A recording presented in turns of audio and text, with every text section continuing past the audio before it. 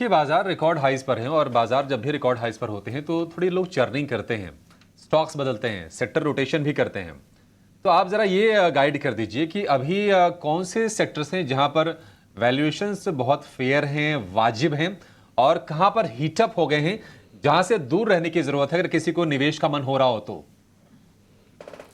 देखिए टिपिकली अब हमने लास्ट 8 साल में देखा है कि एवरी कैलेंडर ईयर मार्केट ने एक पॉजिटिव क्लोज दिया है। तो वैल्यूएशंस काफ़ी ऊपर आ गए हैं, अर्निंग्स भी ऑल टाइम हाई पे ही हैं। जैसे निफ्टी ऑल टाइम हाई पे है, अर्निंग्स भी ऑल टाइम हाई पे है निफ्टी के। लेकिन मार्केट टिपिकली कुछ सेक्टर्स और कुछ स्टॉक्स में या कुछ थीम्स में एक्साइट हो जाता है और वहाँ पे एक्सपेक्टेशन और वैल्यूएशन बहुत बढ़ जाते हैं। जैसे कि हमने देखा है कि मार्केट ने जनरलाइज किया हुआ है कि पब्लिक सेक्टर यूनिट्स या defence stocks, capital goods companies, उनमें मार्केट काफ़ी एक्साइटेड रहा है लास्ट ईयर।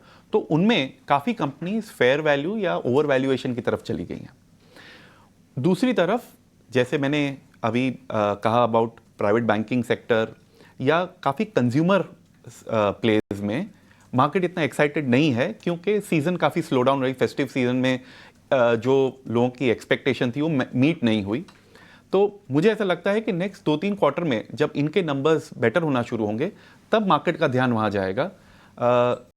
कुछ स्मार्ट निवेशक उन सेक्टर्स को देख सकते हैं जहाँ पे मार्केट अभी एक्साइटेड नहीं है, जहाँ पे वैल्यूएशन या एक्सपेक्टेशंस कम हैं और कंपनीज अच्छी हैं, जिनके cash flows, return on capital, quality stocks हैं, वो वहाँ देखना चाहिए। ना एक क्वेश्चन है, जैसे भी आप मार्केट कैप का बता रहे थे कि वन ऑफ द एक पॉइंट होता है, उससे कंपनी के बारे में पता नहीं चलता। ऐसे सर एक और भी मार्केट के अंदर टर्म है, that is called capex, capital expenditure कितना हो रहा है। और पिछली बार हमने देखा कि सरकार ने अपने ही एरियाज में, डिफेंस में और रेलवे में कैपेक्स किया, तस्वीर बदल गई। बात ये उठती है मार्केट के अंदर कि प्राइवेट कैपेक्स उतना नहीं आ रहा। तो प्राइवेट कैपेक्स अगर आएगा तो किस सेक्टर में आएगा?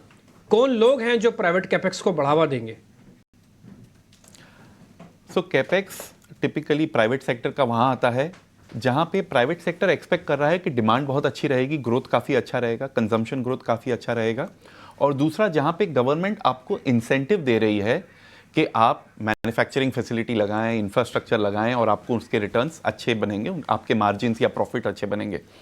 तो कुछ सेक्टर्स जहाँ पे गवर्नमेंट जो है PLI स्कीम्स या टैक्स इंसेंटिव्स दे रही है, वहाँ पे प्राइवेट कैपेक्स ऑलरेडी चल रहा है और वो चलता रहेगा। कुछ सेक्टर्स ऐसे होंगे जहां पे एक बार कंजम्पशन रिवाइवल अगर आए नेक्स्ट ईयर तो ज़्यादा इन्वेस्टमेंट्स प्राइवेट सेक्टर की तरफ से होंगी। गवर्नमेंट की तरफ से कैपेक्स कंटिन्यू रहेगा, लेकिन उस पेस पे नहीं जो हमने लास्ट फ्यू ईयर्स में देखा है। वहाँ से थोड़ा थोड़ा उसे स्लो डाउन हमें देखा जाएगा। गवर्नमेंट को फिस्कल डेफिसिट पे भी फोकस करना है। यहाँ से उन्होंने ग्लाइड पाथ दिया हुआ है 2 साल फिस्कल डेफिसिट कम करने के लिए। तो इस गवर्नमेंट ने कैपेक्स बहुत अच्छा किया है, बट यहां से उसकी जो पेस है ग्रोथ की वो शायद स्लो रहेगी। ओके, ठीक है निमेश जी, बहुत बहुत शुक्रिया।